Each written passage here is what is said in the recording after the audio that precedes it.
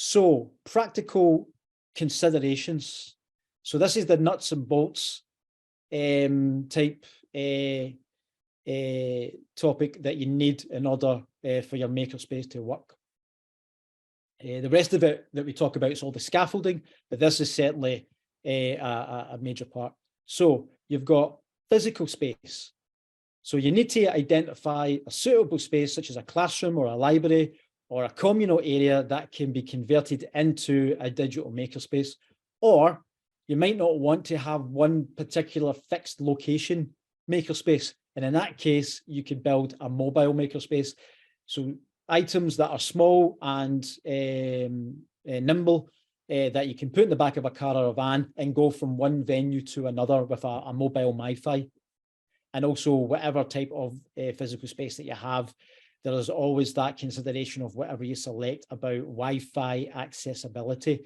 Can you get a commercial leaf line or business broadband? Because some places don't do that. They'll do domestic, and that sometimes doesn't always work. So there's obviously the equipment and tools, the necessary hardware and software resource, such as 3D printers, laser cutters, coding software, design tools. Again, through that youth consultation period that you'll have with your young people, with your staff, with the staff and the volunteers and the young people that do it, that are involved in all these kind of things. As part of that design element of what type of programs you're going to do, your hardware will be dictated as to what you're going to get based off of the resource that you have in terms of human resource, in terms of their skill set, because there's no point buying something that has a very high learning curve at this point. You might, and when I say that, I'm talking like, you know, we spent £15,000 in one makerspace on a laser cutter. Nobody's ever touched a laser cutter in their life. And we actually employed somebody, hired somebody in to come and fast track our training, because we just didn't have a clue as to how laser cutters work at that point. We had a big commercial laser cutter. So again, make sure that you're doing everything in a kind of equitable, but also in a measured way in terms of your equipment selection. You've got your safety protocols. So establishing safety protocols such as training on equipment, identify potential hazards and emergency procedures in terms of anything going wrong, anything going in fire, all of these kind of things. You're now upping the risk and also the insurance liability, which a lot of people forget when they're doing makerspaces, when they're buying all their shiny new toys, is that make sure that you've got appropriate insurance cover for everything. Access to resources, so access to tutorials, online platforms, project ideas, support for digital making activities. Now that there's a wealth of that, the only problem with that, it's almost like a tsunami now of potential making resources.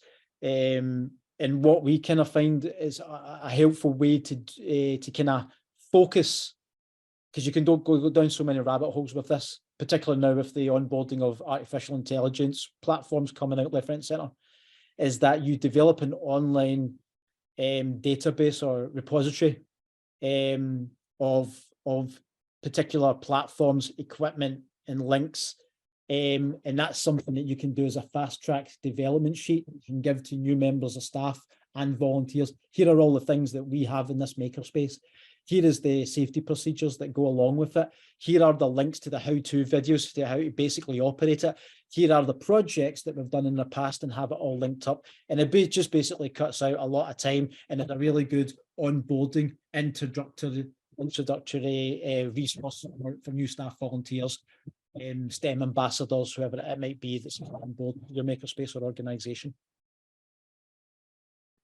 Staffing. Identifying and training of staff, volunteers, or facilitators with necessary technical and, as we said before, pedagogical skills to guide learners through the desired processes. And again, in terms of your recruitment, whether that be for a digital youth worker that you're advertised for, if it's a paid post, or a volunteer, one of the things that we're now starting to develop and I understand better at SCVO is that digital skills need to be embedded right across everything that you do. Although that we're talking about makerspaces within one particular area, maybe, you know, for example, Stephen, who's part of a council, and obviously there's a couple of part of a council. So when you're developing these digital activities in terms of the staffing consideration, where there's some organisations and councils now that are moving away from a digital youth worker or digital or computer this or that as part of the title, because when it comes to restaffing or resourcing, it tends to be, because if that's something that you've had to stand alone as part of your organisation, it's seeming to be that that's one of the things that are now getting dropped or cut or reduced, as opposed to something that is embedded right across all of your systems and programs and activities. So that's something to consider in terms of the staff consideration of your practical considerations. And then the last thing is funding and sustainability. So securing funding to cover the cost of your equipment, your resource, your staff, full cost recovery model, to establish a plan, and that will help for that sustainability of your program and projects going forward. Particularly that is needed because of the constant level of digital disruption that is constantly happening all the time. And if you have something that is a multi-year, if we can get that, because I know that there's various people lobbying Scottish Government and funders at the moment for that multi-year purpose. If we can get that, then that certainly helps mitigate some of those. I didn't get that. Oh. Could you try again? Well, I don't know what's happened there. Right. That's my Siri for some reason kicking in. So if we can look at something in terms of that sustainability in terms of your funding, you do a full cost recovery model for everything that you do. And that's all of the kind of 6 areas of your practical consideration that you need to look at.